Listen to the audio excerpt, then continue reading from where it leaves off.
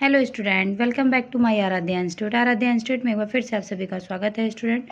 तो चलिए हम लोग अपने क्लास को स्टार्ट करते हैं। आज हम लोग कुछ न्यू क्वेश्चन करेंगे, ठीक है स्टूडेंट। चलिए तो हम लोग अपने क्लास को स्टार्ट करते हैं और आप लोग ज़्यादा से ज़्यादा लाइक करिएगा, चैनल को सब्सक्राइब करिएगा, ठीक है, और ज़्यादा से ज़्यादा आप लोग शेयर करिएगा, ठीक है। देखिए जितना आप लोग लाइक और सब्सक्राइब करेंगे उतना ही मोटिवेशन बढ़ता है, और कमेंट भी कर दिया करिए, ठीक है, कि वीडियो आप लोग को कैसी लगी। तो चलिए हम अपने क्लास को आज स्टार्ट करते हैं। देखिए आज का पहला question.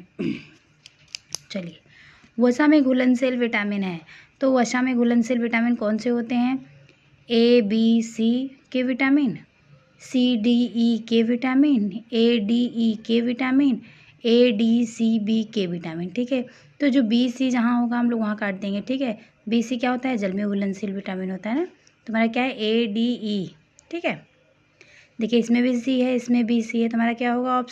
Option C is correct answer, ठीक है। वसा में घुलनशील विटामिन कौन से होते हैं? ए डी ई के। और जल में घुलनशील विटामिन कौन से होते हैं? बी और सी घुलनशील जल में होते हैं, ठीक है। चलिए नेक्स्ट क्वेश्चन देखिए। राइबोफ्लेविन का अच्छा स्रोत है, तो राइबोफ्लेविन का अच्छा स्रोत क्या है?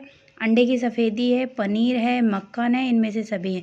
तो राइबोफ्लेविन का अच्छा स्रोत क्या है? पनीर है, ठीक है स्टूडेंट। चलिए देखिए ऑप्शन बी है ना। चलिए,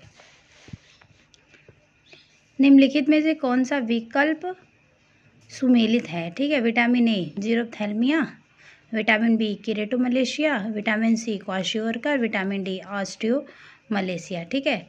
तो क्या होगा? विटामिन डी से ऑस्टियोपोरोसिस होता है, न कि ऑस्टियोमलेशिया, ठीक है। ऑस्टियोमलेशिया क्या होता है? विटामिन ए की कमी से होता है, ठीक है। क्वाशियोरकर किसकी कमी से होता है? प्रोटीन की कमी से होता है, ठीक है। विटामिन बी कमी से बेरी बेरी होता है, ठीक है। और विटामिन ए की कमी से जीरोप्थैल्मिया। तुम्हारा क्या है? Option A is correct answer, ठीक है स्टूडेंट। चलिए नेक्स्ट क्वेश्चन देखिए।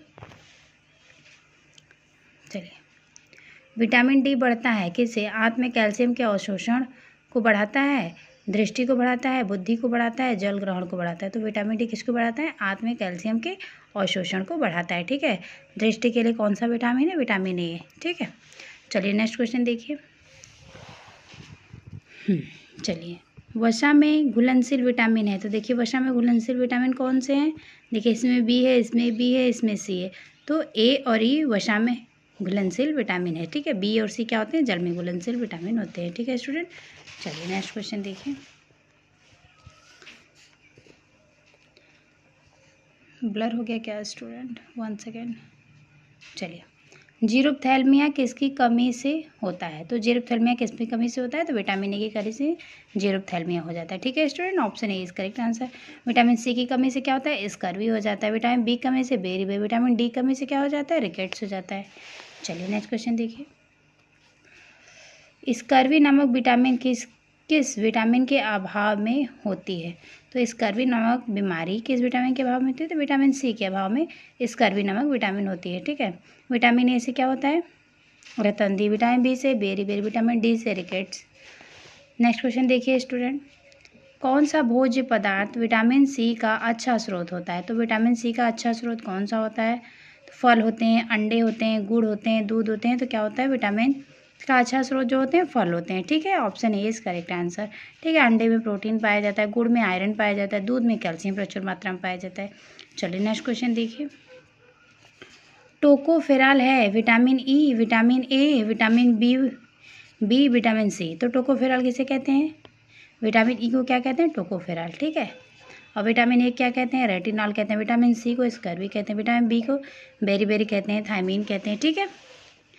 नेक्स्ट क्वेश्चन देखिए। विटामिन ए का रासायनिक नाम क्या है? तो विटामिन ए का रासायनिक नाम क्या है?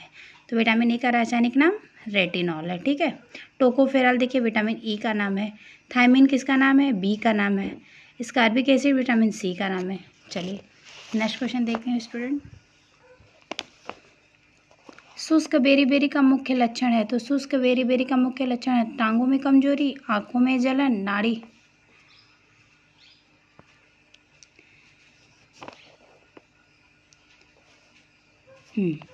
नाड़ी तंत्र संबंधी विकार, रक्ताल्पता। तो क्या होगा? शुष्क बेरी बेरी का संबंध किसे? नाड़ी तंत्र संबंधी विकार होता है, ठीक है। चलिए नेक्स्ट क्वेश्चन देखिए स्टूडेंट। परनीसियस अनीमिया किस विटामिन की कमी से होता है? तो परनीसियस अनीमिया किस विटामिन की कमी से होता है? B1, B6, B12 या B2। तो परनीसियस एनीमिया किसकी कमी से होता है? B2 की कमी से होता है। ठीक है, चलिए नेक्स्ट के देखिए। फ्राइनोडर्मा बीमारी किसकी कमी से होता है? तो फ्राइनोडर्मा बीमारी किसकी कमी से होता है? विटामिन डी की कमी से, विटामिन के की कमी से, विटामिन की कमी से, विटामिन ए तथा आवश्यक अम्लों की कमी से। तो फ्राइनोडर्मा किसकी कमी से होता है? तो फ्राइनोडर्मा विटामिन ए तथा वशीय अम्लों की कमी से होता है। ठीक है स्टूडेंट, चलिए नेक्स्ट क्वेश्चन देखिए। ऑस्टोमलेशिया कमी से होता है? तो प्रोटीन कमी से, लौह तत्व की कमी से, कैल्शियम की कमी से या विटामिन की कमी से। तो ऑस्टियोमलेशिया किसकी कमी से होता है? कैल्शियम की कमी से होता है। ठीक है, ये क्या होता है? वयस्कों में होता है। ठीक है, ऑस्टियोमलेशिया किस में होता है? वयस्कों में होता है। और वृद्धों में क्या होता है? ऑस्टियोपोरोसिस होता है। और बच्चों में क्या होता है? रिकेट्स होता है। ठीक है स्टूडेंट, चलिए नेक्स्ट क्वेश्चन देखिए।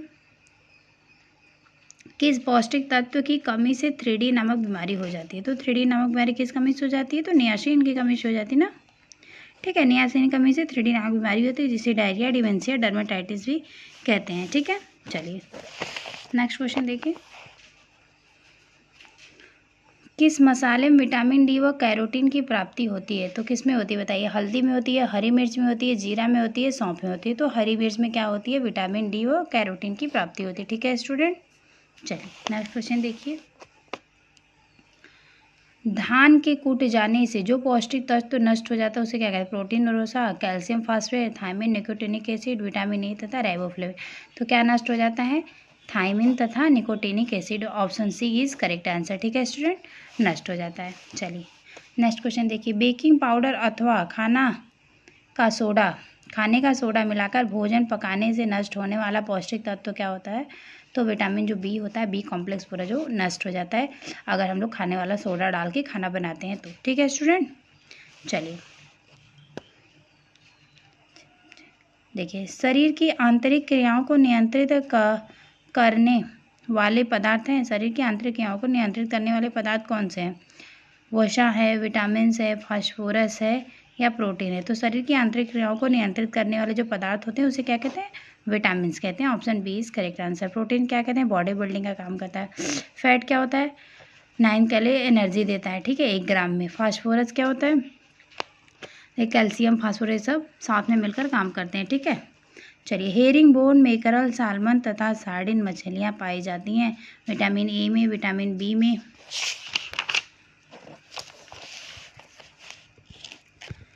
विटामिन के में, विटामिन ई में। तो हेरिन, सालमन जो मछलियाँ पाई जाती हैं वो किस में पाई जाती हैं? विटामिन डी, ई में पाई जाती हैं। ठीक है स्टूडेंट, चलिए नेक्स्ट क्वेश्चन देखिए। बाम की संख्या बढ़ जाने से हो सकता है अनीमिया, बैटिक स्पॉट, कैरेटोमलेशिया, एक्सोथैल्मिया। ठीक है, तो क्या हो जाता है? बैटिक स्पॉट ना। बॉम की संख्या बढ़ जाने से क्या होता है? बीटॉट स्पॉट जो होता है वो हो जाता है। ठीक है स्टूडेंट, चलिए। एक वर्ष से 5 वर्ष तक के बच्चों के लिए विटामिन की बड़ी डोज है। तो 1 वर्ष से 5 वर्ष तक के बच्चों के लिए विटामिन की बड़ी डोज क्या होती है? 1 लाख तक होती है। ठीक है स्टूडेंट, 1 लाख 1.0। ठीक है, चलिए नेक्स्ट क्वेश्चन देखिए। एक 5 वर्ष के बच्चे को विटामिन ई की दी जाने वाली डोजेस की संख्या कितनी होती है? जो 5 वर्ष तक के बच्चे होते हैं उसमें विटामिन ए की डोज दी जाती है, वो डोज कितनी होती है? तो 11 होती है। ठीक है student, option D is correct answer.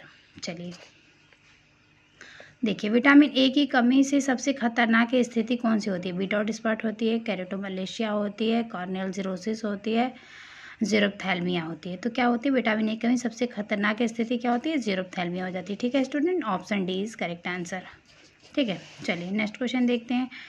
Night blindness का अर्थ है? तो नाइट ब्लाइंडनेस का अर्थ क्या है? अंधेरे में न दिखाई देना, रात में न दिखाई देना, सूरज डूबने के बाद न दिखाई देना, कम रोशनी में न दिखना। तो क्या होता है? नाइट ब्लाइंडनेस मतलब अंधेरे में न दिखाई देना। ठीक है स्टूडेंट, तो चलिए हम लोग अपने क्लास को आज एंड करते हैं। ठीक है, आप लोग बताइएगा क्लास कैसी लगी कमेंट करके। ठीक है, ऐसे आप लोग को छोटे छोटे क्वेश्चन कराएंगे। देखिए बड़े बड़े क्वेश्चन कोई कर नहीं रहा है। ठीक है, तो ऐसे ही कराएंगे और उस क्वेश्चन को भी कंप्लीट करा देंगे।